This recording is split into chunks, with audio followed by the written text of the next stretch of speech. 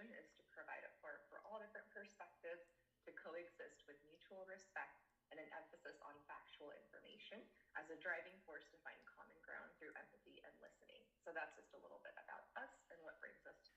And today we wanted to take a closer look at the budget bill proposal. So we're going to just look at a couple of different topics. We are on a limited time here. So we'll start with the social safety topic, which includes things like Medicaid and Medicare. So I just want to open that topic up to everyone, and whoever wants to jump in first, please feel free. Yeah. So what part are we going to specifically? I guess we're talking about. Has there been any talk cutting food stamps? Not particularly, and they haven't come out to say it.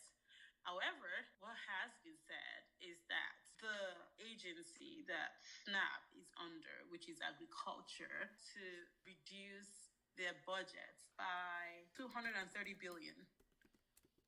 So if they reduce their budget, where is that going to come from? That's with a B, not an M. Sure. SNAP is one of the biggest parts of it. So it's definitely going to affect SNAP. So they're not going to tell you that it's SNAP, but they're just going to put agriculture. And that's what they did with. If you don't know that SNAP is under agriculture, then you're not going to know that SNAP is in jeopardy. So, yeah. Sure. I don't think I knew that. So, but yeah, no, they're not going to specifically. I've heard arguments like as far as Medicaid, they're like, it doesn't say Medicaid.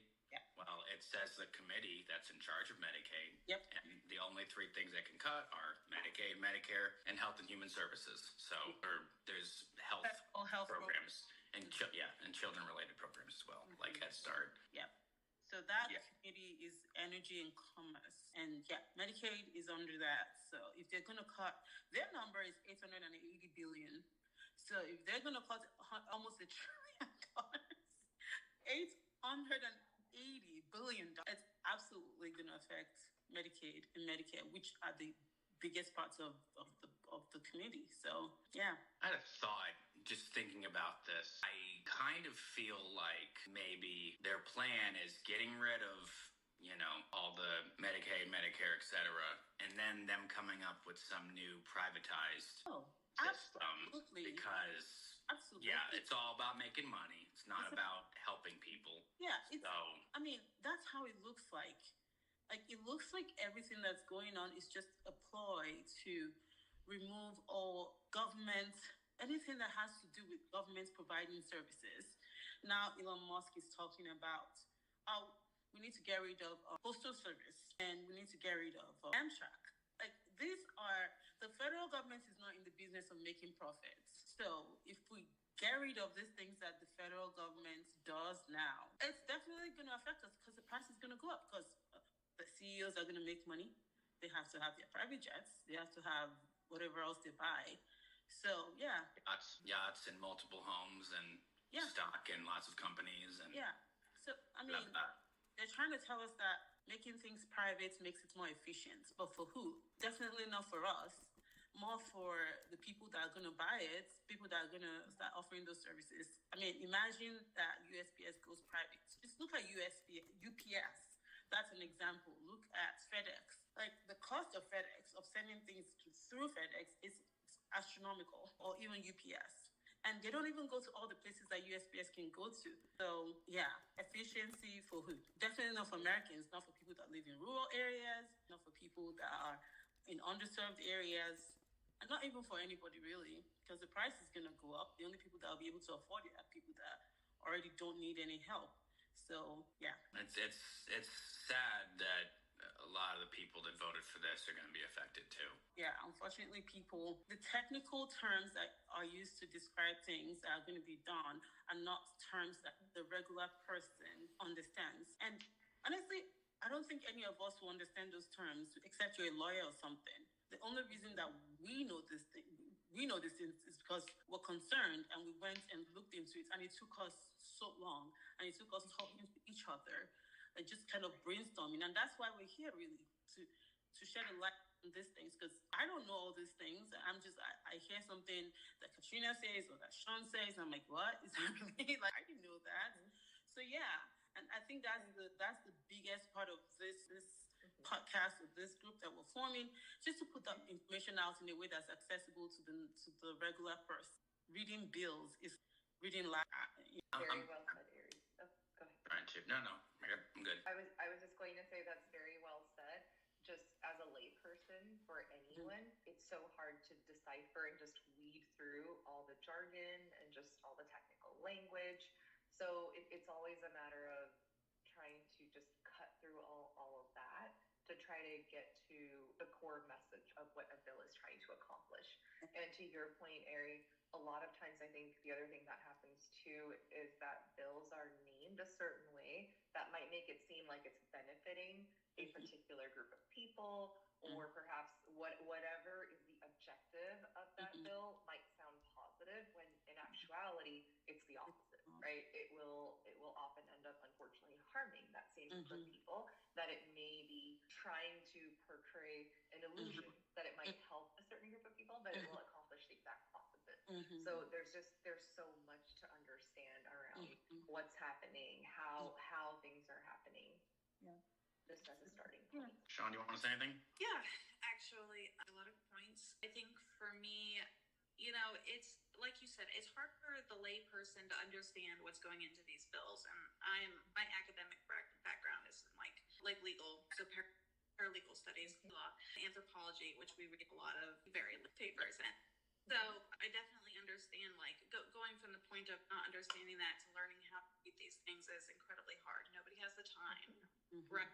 And so we hear these numbers, and anybody who hears maybe they're cutting $880 billion from, energy and commerce. How are they supposed to know what is covered under energy and commerce? They're hearing a number, but how do they know how that's going to affect their lives? And a lot of people in the middle class, they might not think it's going to affect their lives. They'll have to pay more, or they'll still have insurance or something, right? But the people who are going to feel it are the people who are very impoverished, who don't the extra time, to research any of that. I grew up in a very impoverished area, very, very poor. We were homeless a couple times. We relied on SNAP and Medicaid, until I grew up and moved out of the house. And so, to be honest, I don't remember going to the dentist before we had Medicaid. These are very important social safety nets. They protect Republicans, they protect Democrats, and that's the thing, is that we are all going to be affected of this regardless of who we voted for. It's coming down the pipeline to the people. And what ticks me off the most is how they just label all these things fraud and weight and this and that. What do you mean fraud and weight? This is what real human beings rely on. So, yeah. I mean, if they want to talk about fraud and waste, I'd certainly love to see the receipts. Yep. For every billionaire in the country? Yep. Yeah, how about that? I'm sure we could find plenty fraud in tax evasion and, because money laundering. The lay person just hears fraud and waste. I don't want my tax dollars going to fraud. Unfortunately, what I'm seeing is people are not asking those questions like, how is cutting cancer research fraud and waste? How is cutting these things that are important to us? How is cutting the scientists that are studying infectious diseases like Ebola fraud and waste? We don't want to catch Ebola. Ebola is 90% fatal? We don't want that, we don't want that to show up here. There's a reason we're paying for this. It's in Africa. Well, guess what? Somebody is going to get on a plane and come here. And that's how COVID spread. And guess what? Ebola is even worse. So, no, it's not fraud. It's necessary. So, yeah. Absolutely. And Ari, you're kind of actually touching on our next topic, which was U.S. foreign policy, right? So going along those same lines of, okay, so waste, fraud, etc., all those allegations, right? And then what's the impact, right, of those changes? So for example, if we look at the topic of U.S. aid, right? Okay, what does that mean for soft relations? What does that mean for our global engagement, our humanitarian involvement, right? What does that, what are those that get impacted with such drastic changes? Yeah, good. I mean, there's a lot of the misinformation going around about, why we're sending condoms.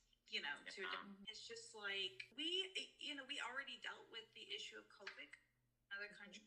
It should be easy to understand at this point that if we do not protect people in impoverished areas and impoverished countries from developing these diseases, they will travel the world to the US. They will also, us putting, you know, what is a small percentage of our federal budget into making sure that illnesses do not spread to us is extremely important, you know? So that's my just US aid.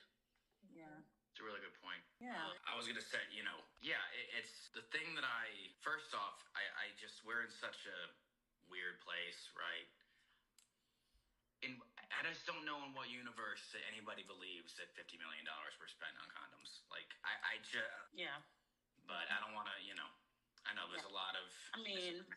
A lot of it is misinformation. Yeah. Like the president said during his address, that was spending money on transgender mice. Turns out, who wrote that speech? It's no such thing.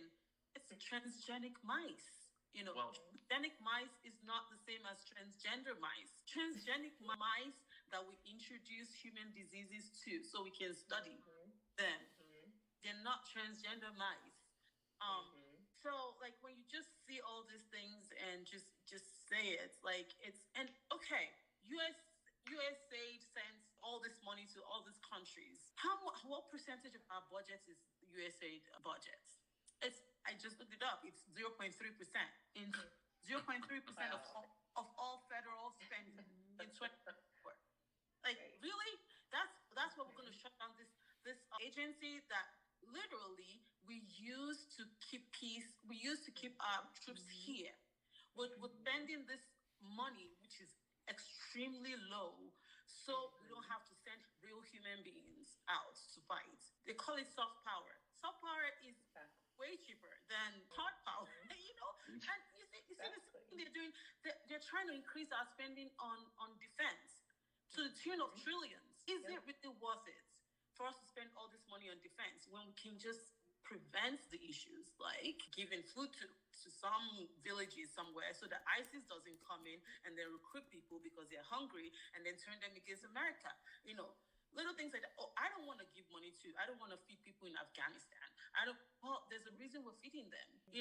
There's a reason we're providing this to them. I don't want to feed people in northern Nigeria. I don't want to give them condoms. I don't want to do this. There's a reason. Guess what? Boko Haram is going to go recruit them and then use them to attack US bases somewhere. Different things like that.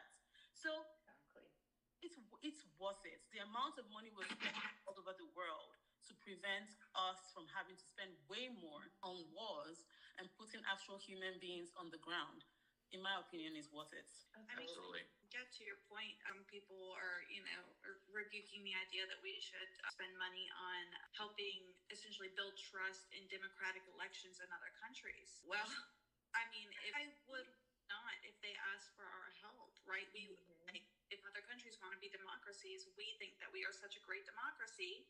Why would we want them to fall back into whatever, issues they were having if they asked for us to provide it? That assures global security. Yeah, agreed. Absolutely. The question is, do you, the people that are, I understand the concept of America first, but do you want to be the bad guy? Because that's essentially... We have the money to help everybody and ourselves. The problem is there's too much money that goes towards the rich people. Yeah.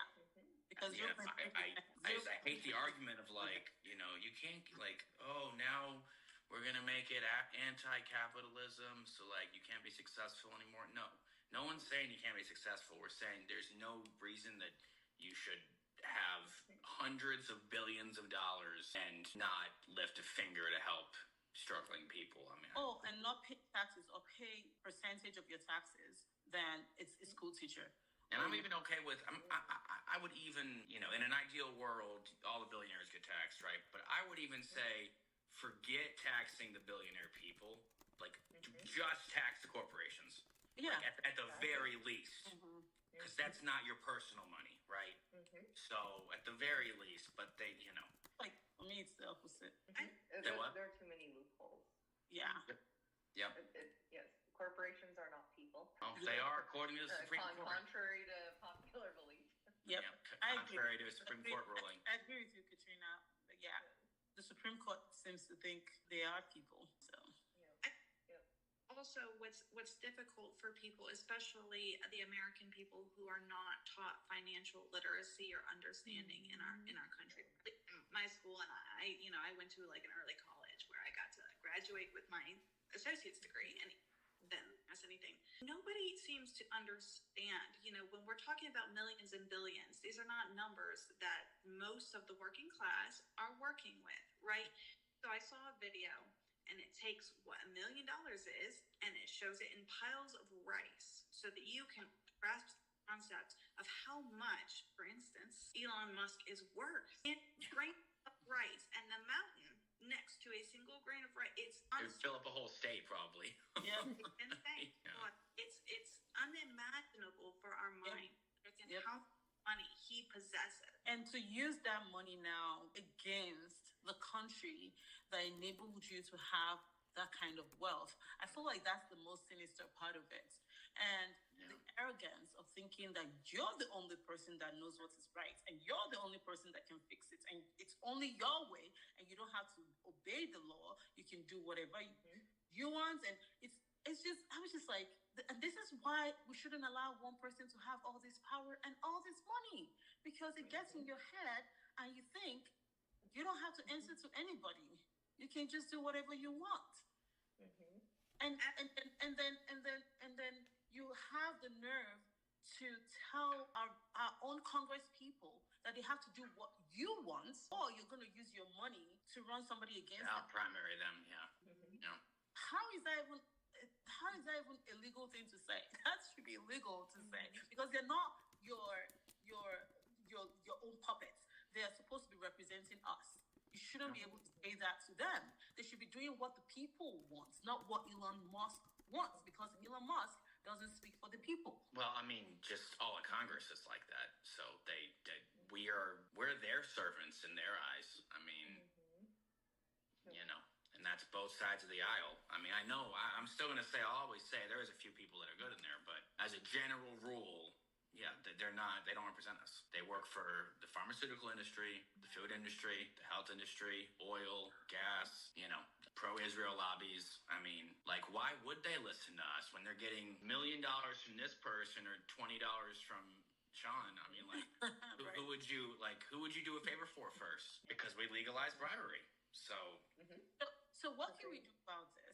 What can people do about this? I know we're wrapping up, but what can people do about this? Because we don't just want to talk and talk. Well, I mean, looking at sources, right? Like, okay, so whatever information people get a hold of, whatever they hear or they read, let's look at who's the source, right? What could be their motive for saying whatever it is that they're saying? What's the narrative that they're creating? So, I mean, I think it's made on elementary, but it's, okay, who is saying this? What are they saying? Why are they saying it? What's the agenda? What's the motive? Even just starting to think about that and seeking out sources that are more reputable, right? That are going to be more truth-based, grounded in reality, just as a starting point would be one of my suggestions. And then for any of you, if you have anything else, please feel free to jump in. Yeah, I think we talked about this, but like, we gotta be engaged. We gotta actually pay attention to what's happening. We know that when we hold our representatives accountable, it might not 100% do what we want, but it's better than not holding them accountable. So they might still have some shame, they might still, it might still be able to pressure them to at least, get rid of the worst parts of whatever they're trying to propose. But if we're not participating, if we're not paying attention, then things are going to get past that we don't like. So we need to, democracy requires involvement. Don't get involved. That's when it dies. So yeah. I don't think I told you guys this, but I saw, do you guys know who Walter Matheson is?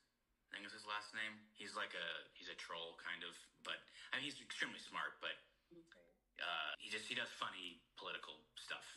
And he he was interviewing some, I don't know which representative it was, but he was interviewing some representatives. He was asking the Democrats, what the fuck are you going to do? And he asked this one representative, like I said, I don't know what her name was, what are you guys going to do?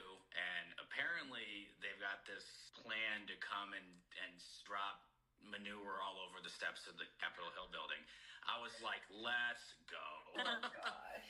So I was like, I'll believe it when I see it, but I'm ready to see it, because this is not like the problem is that people on the left and right, we've both gone so far that they don't want to listen to us when we say, like, this is going to hurt you, because they just assume that we're doing left talking points and just criticizing everything that Trump and Elon do because they're on the other side. And it's just like, it's not about that, you guys. Like, if there was evidence they were doing good things, like, then I'd give them credit for it. Yeah.